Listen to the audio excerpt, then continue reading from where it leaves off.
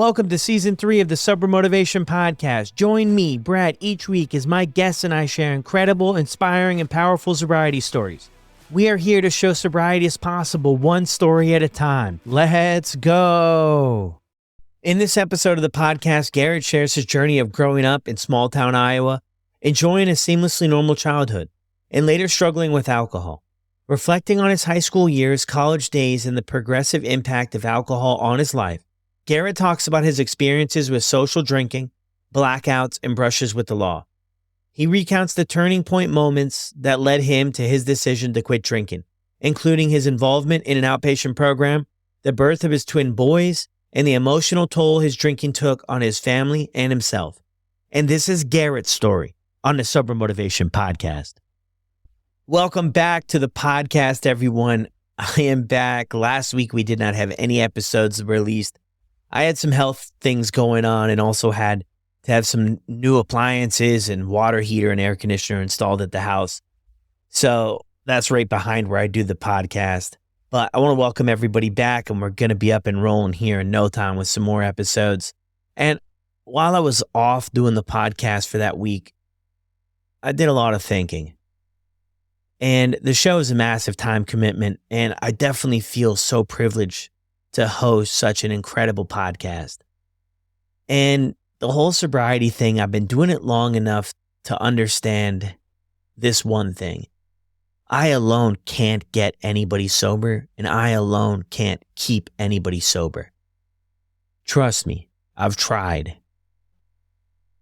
And I've lost a lot of people throughout this journey, people that I've worked with professionally, and people closer to home. But I do believe the stories and tales that we share here help humanize the struggle.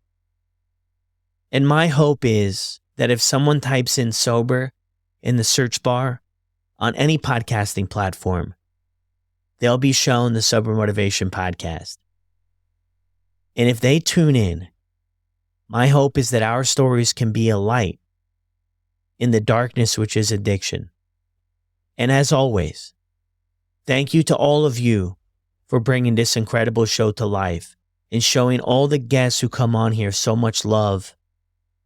Now let's get to this episode. Welcome back to another episode of the Sober Motivation Podcast. Today we've got Garrett with us. How are you? I'm doing well. How about you? I'm good, man. Thank you for jumping on here and being willing to share your story with all of us. Yeah, I appreciate it. I appreciate all you do. So what was it like for you growing up? Yeah, I grew up in a small town in Iowa. Grew up on a farm. Very, what I would probably consider normal childhood. Parents are both very present and active. My dad actually quit drinking right before I was born. I have an older brother who's 3 years older than me. I've heard a couple different versions of the story, but apparently my brother must have found him passed out one time and thought he was dead and had a traumatic experience for him. So my dad decided to call quits and went cold turkey and quit drinking right then and there. So alcohol really wasn't present in my life growing up. Went to a small school, graduated with, probably 60 kids in my class. So growing up, everything was pretty normal. Summers spent fishing, golfing, whatever you can find to do in Iowa, have some fun. And in high school, it was really focused around sports. Everyone, all my friends, and that's a sports group of people. We all played sports and really never was around alcohol that much, mostly because of fear of getting caught and not being able to play sports. I wasn't necessarily a great athlete, but I was good enough to play because I was in a small town. So having the idea of being caught and having that taken away kept a lot of me and my friends away from it. Yeah. Oh, interesting. Thank you for sharing that with us. Yeah. And for your dad quitting there too before you were born there. That's incredible. What kind of sports did you play? Did you do everything? Yeah, so I did. I wrestled and golfed and played football. And yeah, that's basically a lot of people I hung out with. And there was some that drank. Looking back, definitely lived a very sheltered life. And that's what high school was until we graduated high school. And that's when a lot of us, and then myself included, discovered the alcohol scene and really took off from there. Yeah. So after high school, where do you go to college?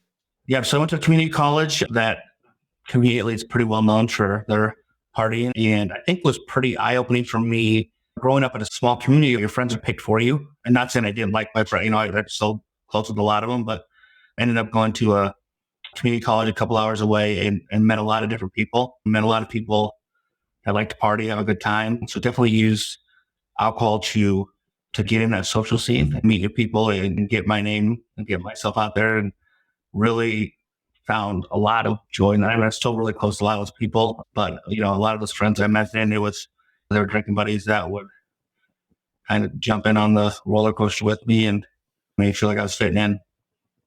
Yeah. No, I can relate with you on that too, right? You leave the small town and then now there's a lot more moving pieces, right? And you're trying to find your way and how you're going to fit in and to all of this stuff that's going on. And I mean, alcohol is a perfect social lubricant in a sense, right? To where you start drinking and all those insecurities that we may have or the shyness that we may have, it all fades away after a couple, right? And then I think in college too, when I look back at my story, it didn't start out disastrous. Yeah, I mean, of course, we pushed the limits a little bit here and there, but for the most part, we had a good time connecting with people, and we had like a community, maybe a brotherhood in a sense. Like I felt like I was actually connecting with people, and that went on for a bit. And it was like the thing I always say about my journey with alcohol is that like it was good until it wasn't. Like it was good and it served a purpose and it helped me through a lot of stuff that I otherwise might have really struggled to do. And then it was like at the end, I mean, it was like I wanted to quit, but then I couldn't quit. So you get into college and alcohol is coming into your life. I mean, how does it pop up though? Yeah, I mean, really, it was like once we graduated high school, it was like, and I probably drank maybe 3 or 4 times in high school, just trying. Someone's had rum in their basement, taking a pull of it, nothing major. I kind of stayed away from it. And then once we graduated, I'm like, what have I been missing out on? This is great. I'm having so much fun meeting new people. My first weekend in college, my community college is right by University of Iowa. So I went to the bars. You only get 18 to get in the bars there. My girlfriend at the time and I went out the first weekend and I got picked up for drinking underage the first weekend. So probably would have been a good omen to figure out that maybe this is going to be an issue the rest of my life. But it was just what happened. I mean, never really thought about consequences when I was doing it. It's just trying to live for the moment and have as much fun as possible. Yeah, man, I can relate to you on that too. But it was interesting when I got in trouble like that, man, it was celebrated. It was cool.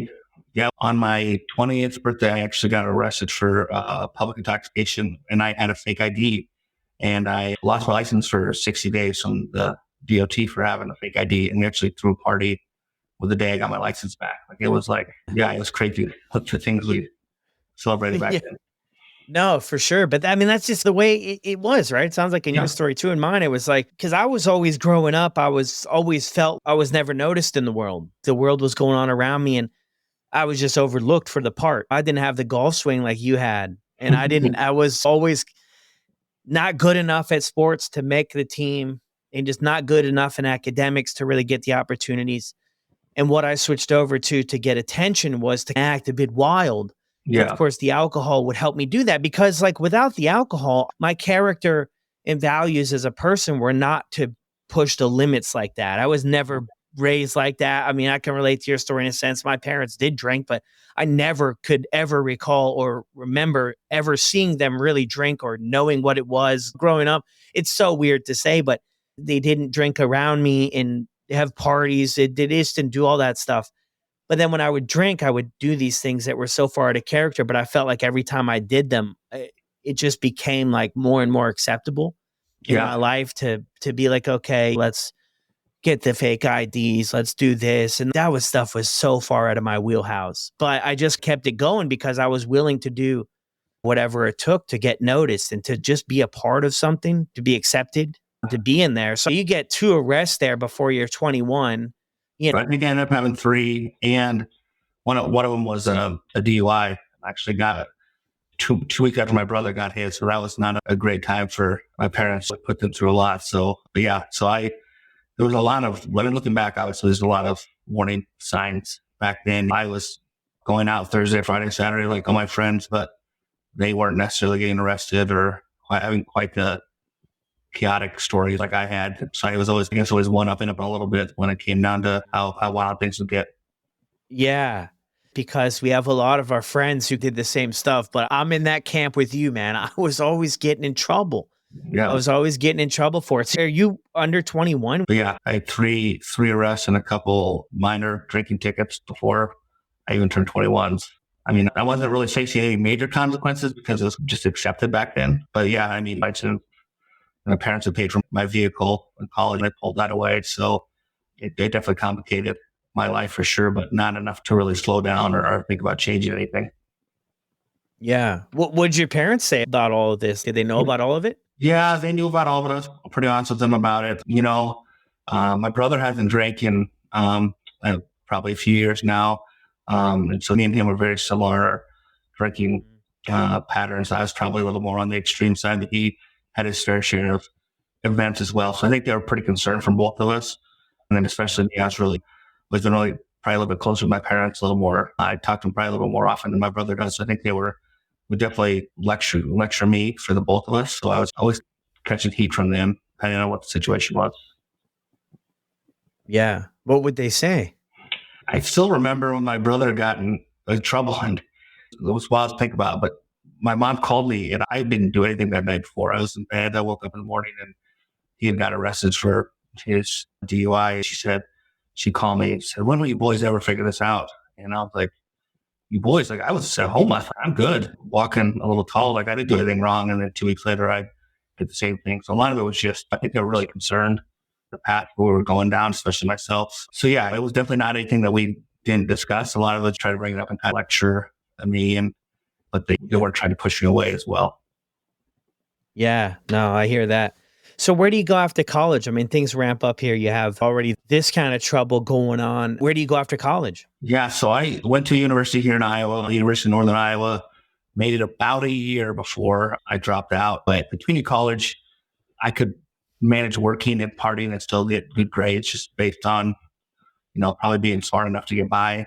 At that next level, it wasn't the same. I worked at a bar, which actually helped probably quite a bit on the weekends because I was working and we weren't allowed to drink there. But that meant if I was going to go out, I'd be going out Sunday, Monday, Tuesday, Wednesday. So that meant I'm not going to cut out work or socialize it. So I'm just going to cut out going to class. And then from there, I actually got talked into from one of my buddies, opened up a bar and grill in a small town Iowa. I did that for a couple of years, and that was not a good. I mean, looking back, I learned a lot, but it's not a good decision for my alcohol use for sure. I continued to drink like I was in college, even in the kind of professional world. Yeah. Wow.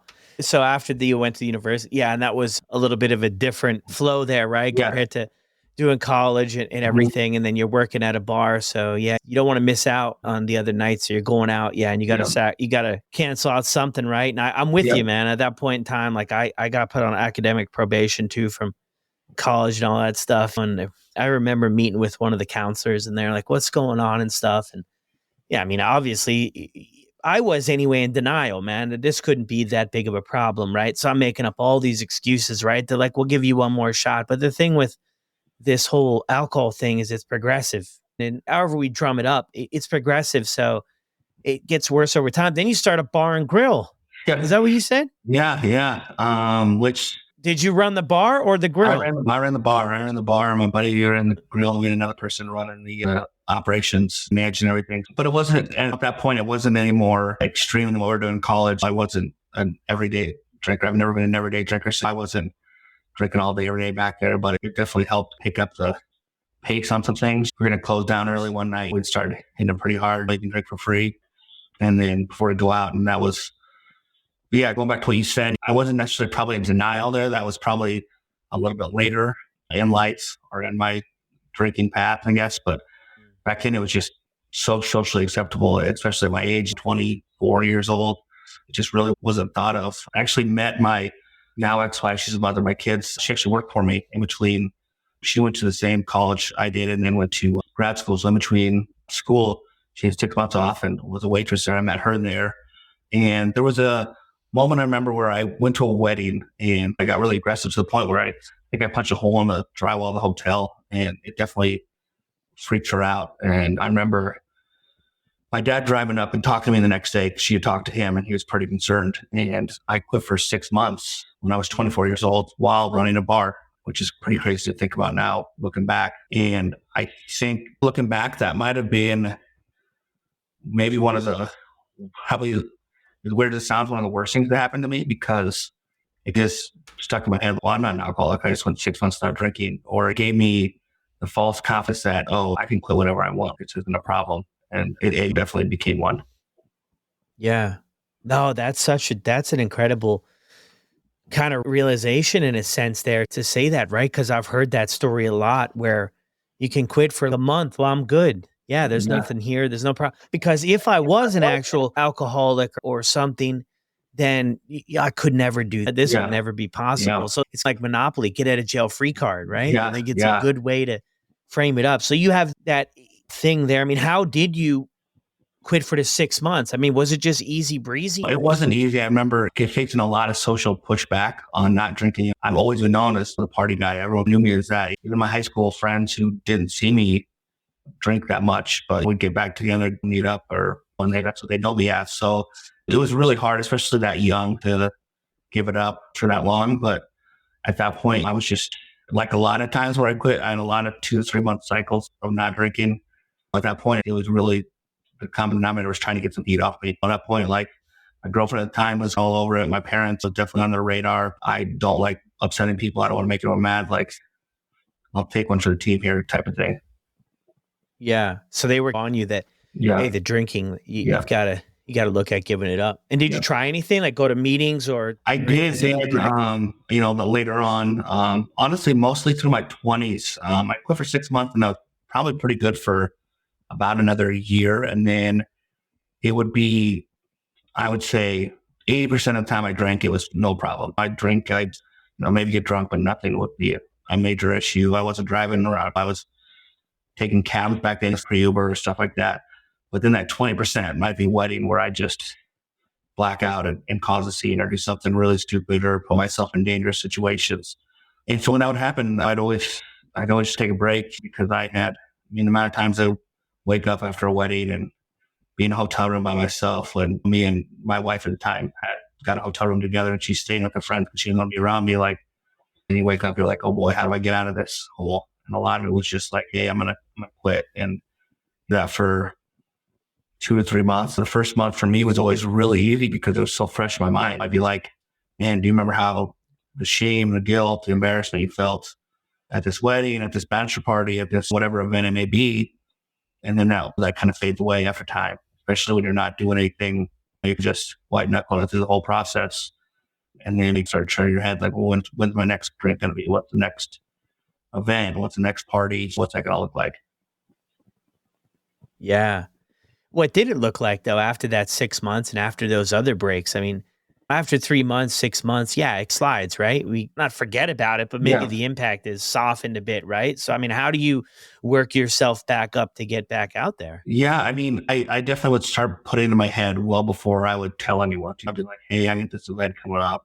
And I remember doing that a lot too even when I wasn't taking breaks. I'd be like, I have a wedding this Saturday, but I have this bachelor party next Saturday. So I'm going to make sure I'm really good at this wedding so that at this bachelor party I can drink because I don't want to lose that privilege. Because I thought you did I need drinking as a privilege. And that was why I think I invested so much time and energy trying to moderate it for as long as I did. But when it came to getting back into it, and I talked myself into it, and then it was just most of the time at that point, it was just trying to talk my wife into being like, hey, I'm going to have a couple. I'm going to have 2 at this wedding. I'm going to have 2 at this happy hour or work event or something like that, and just try to ease myself back into it and just try to, I guess, fly under the radar a little bit and try not to rock the boat too much.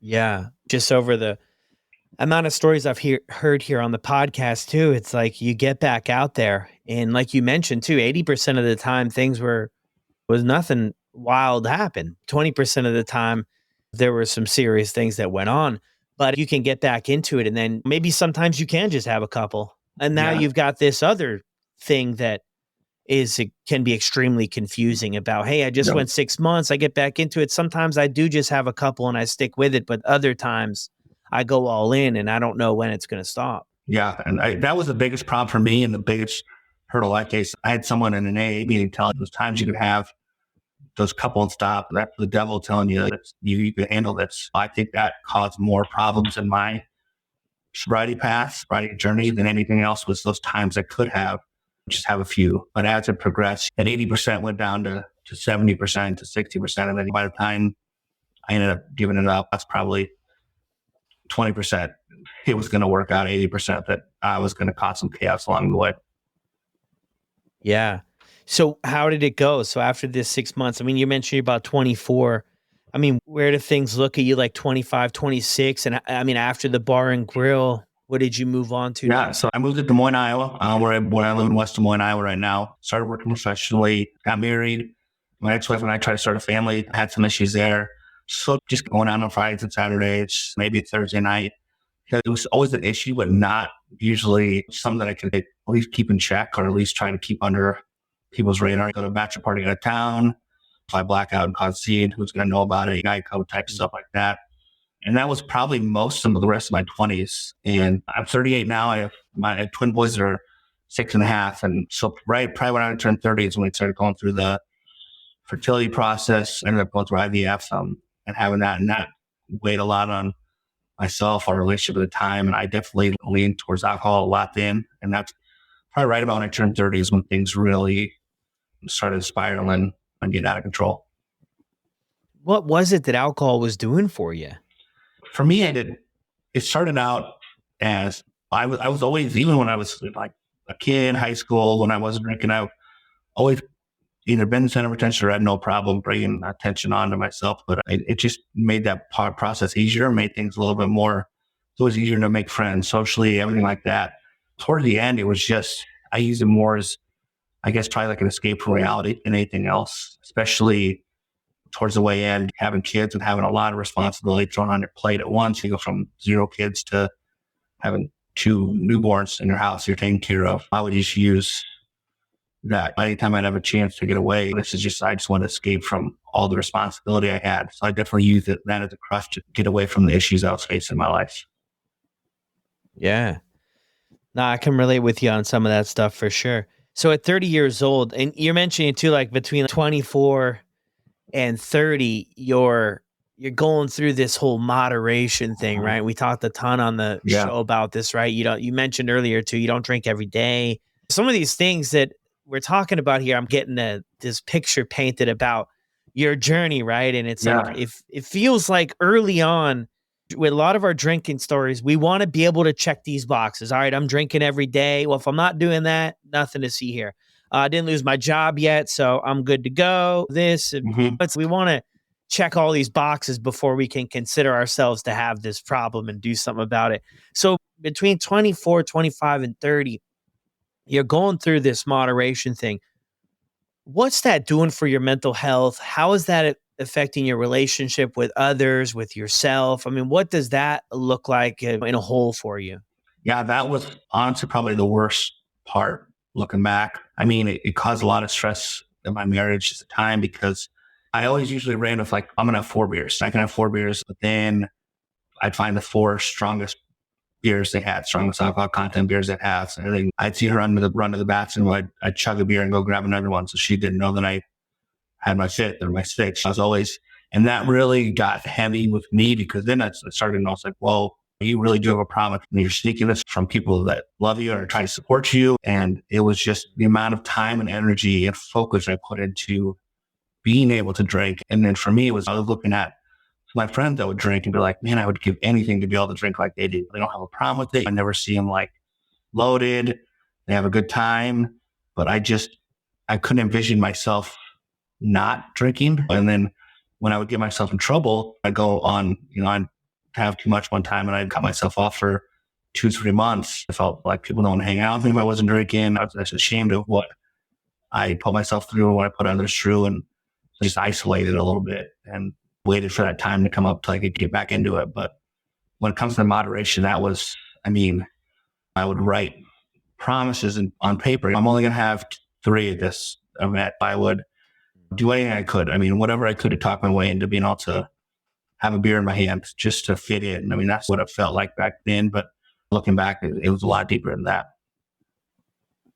Yeah, because I can relate with the numbing out and like the racing thoughts. That's one of the things that was really attractive about drinking alcohol is that it felt like my brain would never turn off. And that in the numbing out aspect, And then when people are like, well, just have one. And my thought is like, well, I was never after what one beer could do. That's the Yeah. problem, is one beer didn't turn off the machine. Yeah. The machine kept humming, right? So the machine needed more.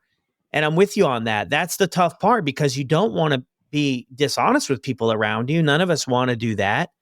And then you get yourself in this spot where it's you have the beer monster on the Yeah. other shoulder and everything else that matters on the other shoulder, and it's this constant thing in your mind, right? And I don't know about you, but I wasn't good at communicating it, so I dealt with all of this internally and just had this constant battle going on about how I was going to try to make this work. And I realized, looking back, not talking with anybody about it, because I was ashamed of it. Like, Yeah. everybody sees the consequences of doing this behavior.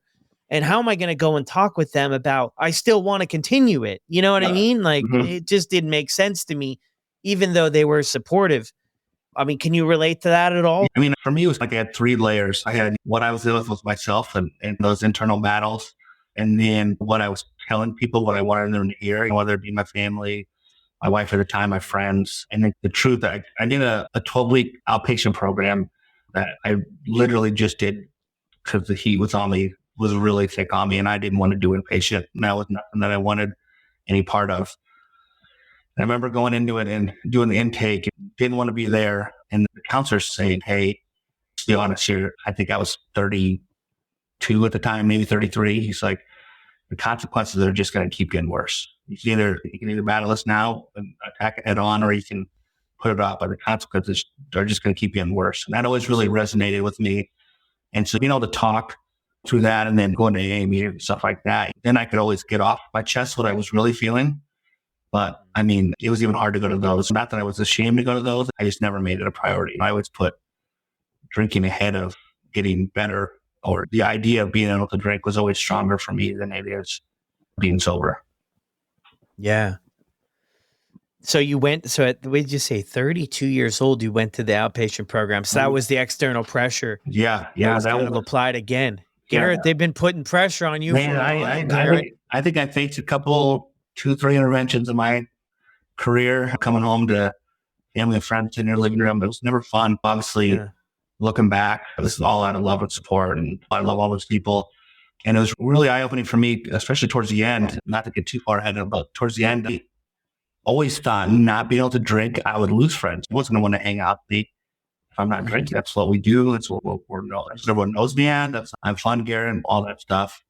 And it got to the end where people didn't really want to be around me if I was drinking, because they'd have to take care of him. Am I going to have to take care of him? Am I going to have to give him a ride home? Is he going to pass out at the bar? That type of thing. And it was really eye-opening. One of my really good friends that I drink with for a decade, his name's Adam. He just told me, like, hey, I'm not going to talk to you again until you quit drinking. And that was like the first domino that really fell, that made me be like, whoa, like my circle is getting smaller. I'm having less support here. Things aren't getting better at home. What's my future look like? I'm living kind of minute by minute, as we tend to do in that situation. But it's still pretty hard to ignore the outside noise and kind of what you're dealing with. Wow, that must have been a tough conversation or thing there for Adam to mention, right? About you guys have been, that's always the thing, right? Is because I think for me anyway, there was a time and a place where it felt like me and my buddies were all on the same level. Mm-hmm. And then there was another time and place where I feel like they all grew up and I didn't. Yeah. I was stuck in the same spot, and I was doing the same stuff I was doing in college or shortly thereafter as a young adult. Mm-hmm. And I felt like they had all moved on. And I know their lives weren't perfect. I mean, people show us what they want, but I knew that they weren't struggling with this thing the way I was struggling with it. Mm-hmm. And that also isolated me as well. Where was it you did most of your drinking? Like, was it out at bars or was it at home or was it a mix? A lot of times it was out at bars, especially, in college, there's definitely house parties, bars, weekends, my 24 to 30 range, definitely be going out Friday and Saturday night, happy hour till bar close on Friday night, Saturday, maybe do some day drinking, even throw a Sunday fun day here and there. When you're a little bit younger, you can bounce back a little bit better. And then towards the end, I've been at the golf course playing men's league, and I would have a 6-pack on a golf course, but then I can continue to drink at home. And that's really where kind of things became a little bit more concerning for those around me, I think. But really, honestly, about wherever I could find someone that wanted to do it with me or would want to partake with me. Yeah. Like you do the golfing, and then you Mhm. mention at home, and then you mention at home, right? Like it goes home with you. Yeah. My vision, Garrett, and I could be completely wrong here, is that people who don't have a problem will just say problem for this situation is that after the golf course, they probably go home and that's it. And then there's guys like you and I, but we leave the golf course and we're already planning. If it's 3 o'clock or 4 o'clock, we're already planning the evening about how we're going to keep this going. And we Yeah. know there's going to be people who are like, hey, what's going on here? And, pass out by 9 or 10 if we're lucky, Yeah. and just wake up in the morning and just wonder how the whole day was spent drinking Yeah. again when we're like, man, I'm not going to do that again. And then here we are, right? And we Yeah. wake up and people are upset. Yeah. I remember I would, a lot of times taking to that moderation thing, I'd always tell my wife at the time, I'm going to have 4 beers. So I'd always say I have 2 on a golf course. So then we probably usually had 6, but saying 2 on the golf course. Then I'd grab 15-minute drive home. I'd stop at the gas station and grab a 40 or a couple tall boys for the drive home. And then when I get home, ditch those before I get home. And I could say, oh, I can still have 2 beers. And I had 2 on a golf course. And somehow try to make that 2 beers turn into about 8 while hiding, stashing beer cans in the backyard or in the basement or wherever I was at, always just trying to hide it and be able to just keep that going, keep that buzz going, and just try not to get caught. I mean, taking the amount of energy I spent trying to hide beer cans and doing all these things back in the day, it's just wild to think about now. Yeah, man, I'm with you on that. Yeah, that it's another full-time job on top of Yeah. everything else. So you're about 32, man. You share this thing about the outpatient program. Mhm. Where do you go after that? So shortly after that, my children were born. So that was a pretty big turning point in not only obviously my life, but obviously my drinking life as well, where a very present father, it was always around, I wasn't drinking, but then I'd have some event after, I think it was 3 months. And that's where that I mentioned earlier, 80% of the time was fine, 20% of the time was a problem. And that's when it became maybe 20% of the time was fine, but 80% of the time was a problem. I would, whether I leave my wife at the time at home and take care of the kids and I'm out at a golf tournament, bachelor party, whatever it may be, and just tying one on.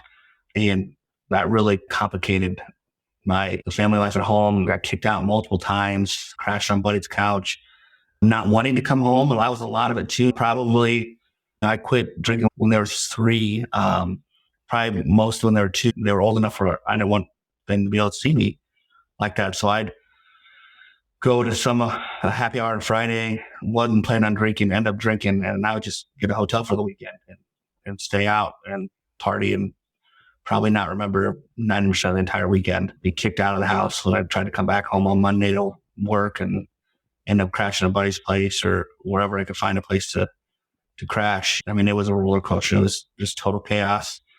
Probably spending the next week trying to smooth things over as much as you can to get back in the house and go from there. And it was just a constant cycle. Like every 3 months, things start getting good. I'd go on a bender a month to try to get things back in place, have a couple months of being good again, and then it'd spin, which is always spinning out of control at the end.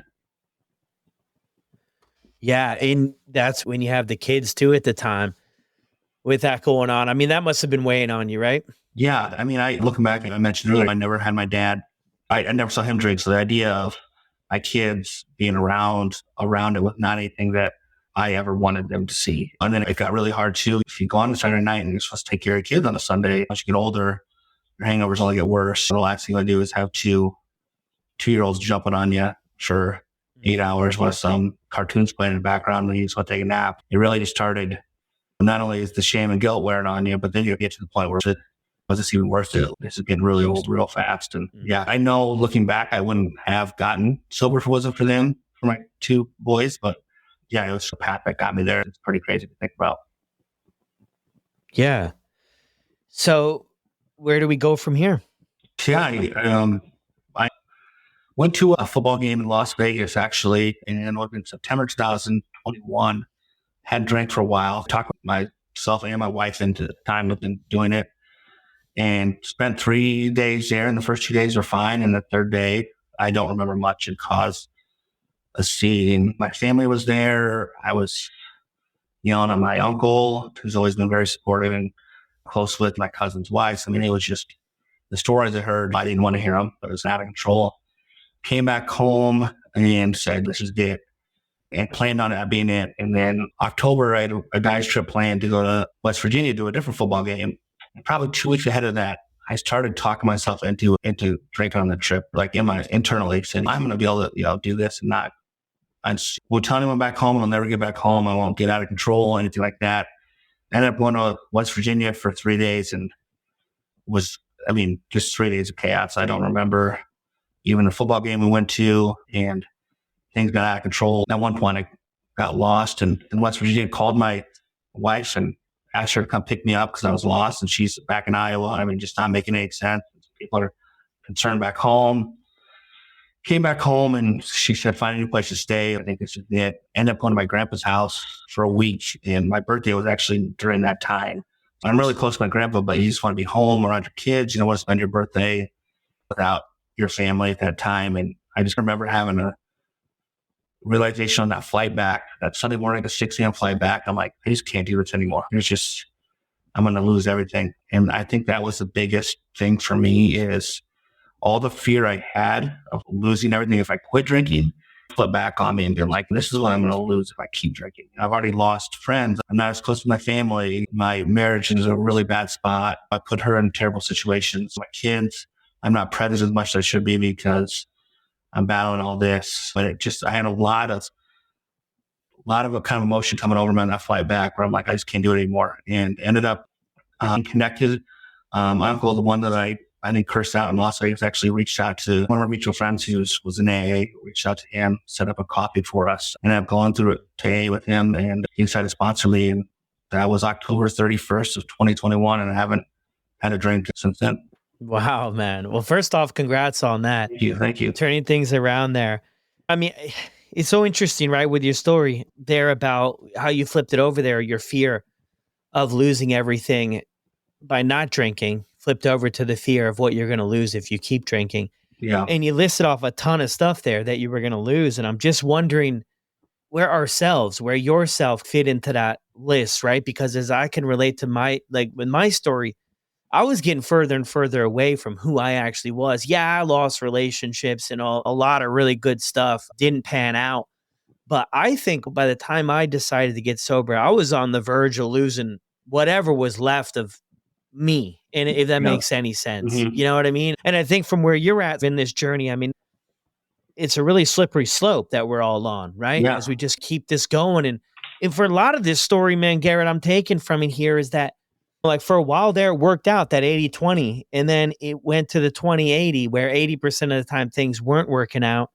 I mean, did you ever get like emotional or anything? When I think about my journey, I just remember looking in the mirror and being like, man, how did you end up here? There was like some tears or whatever. I mean, Did you dig deep on this on that flight? Maybe something happened? Yeah, I actually remember I had someone that I knew of was trying to talk to me. In a situation I usually jump all over to be able to talk to them, and I just didn't want to talk to anyone because I was just lost. And I've always been a people pleaser for sure. So I think that's why I mentioned all the things I would have lost. But like internally, the amount of guilt and shame I was battling was just overwhelming. I remember coming back in a hotel room, and between trying to sleep off a hangover and crying and all that stuff, it was miserable. Actually to the point, I think a year and a half later, I was staying in a hotel. I remember it was in March for work, and I had a hotel room by myself. And it was the first time I'd been in a hotel since I'd been kicked in my house where I was by myself, and just getting super anxious and feeling like I was doing something wrong because I was in a hotel by myself, and all those emotions that I brought back. And like thinking about how we had to deal with all that emotion about the guilt and the shame, remorse, embarrassment. It was so heavy to think about carrying that around by myself and just trying to get through life, living that way, it's exhausting. Just to talk about it now it's wild to think about. Yeah, I hear you on that. It's always so interesting, right? Because we hear these stories and people go through a lot, right, Garrett? To get to that spot where we're ready in a sense, right? Ready to do whatever it takes. And whether people choose to go to rehab or they go to fellowship or they find something that works for them.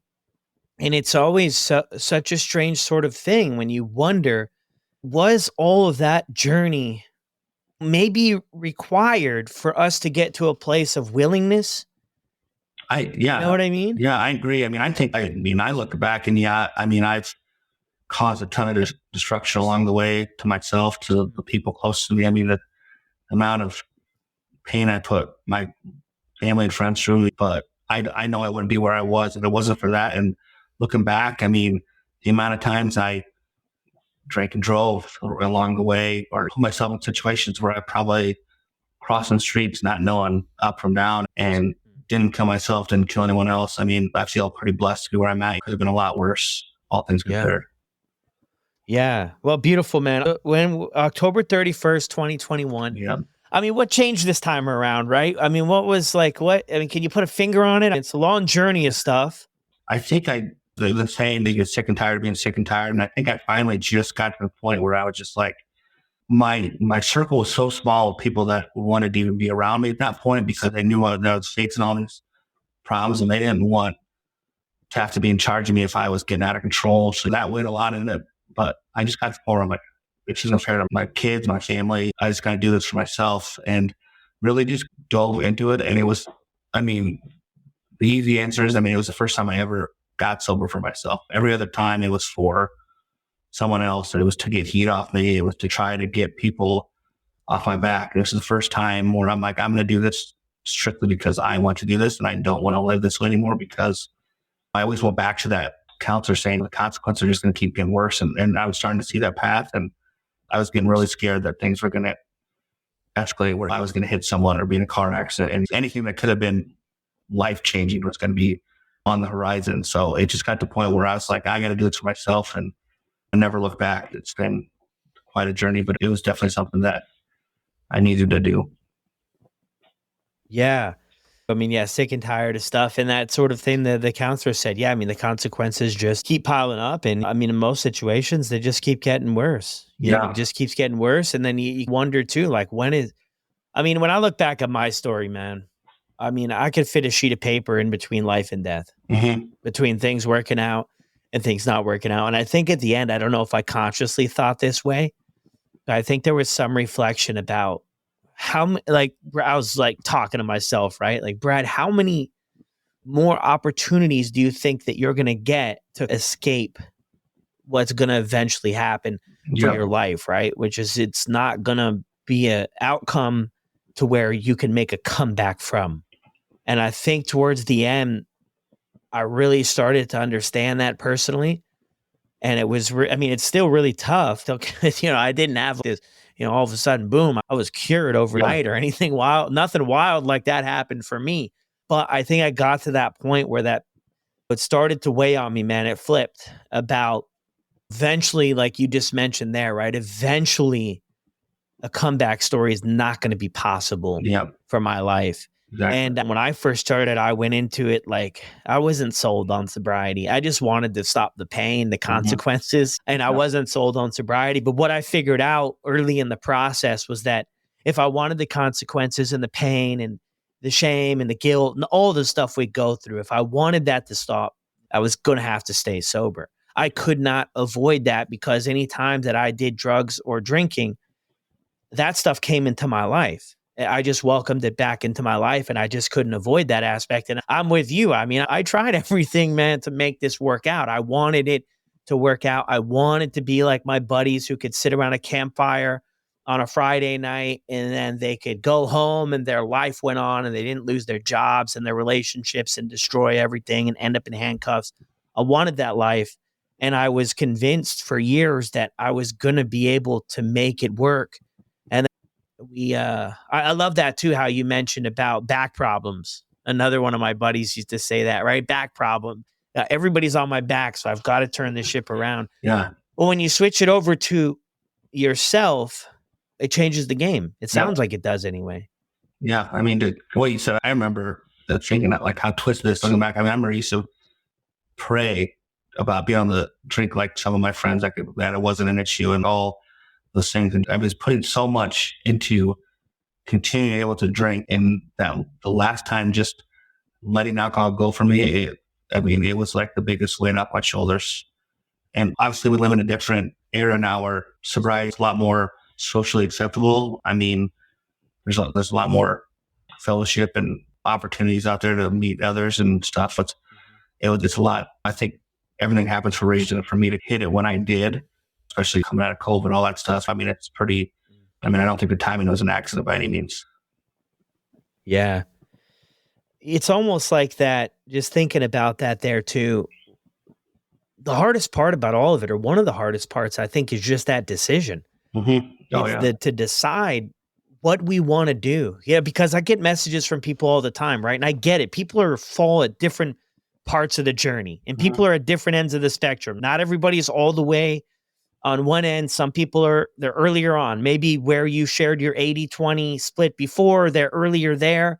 And I get it, but it's that getting off of the fence part, which we've got to get off of the fence. And I found once I was able to get to that spot and just decide, make a decision and start taking action towards it, join a community, get help and support, not try to do it alone, because for a lot of people, it doesn't last, right? You mentioned earlier in the episode, white knuckling. I mean, that's a common sort of phrase about just holding on for dear life. I always picture like one of those action characters in the movie when the helicopter's like leaving the cliff and Rambo jumps onto the bottom of the helicopter and he's just hanging on and it takes everything.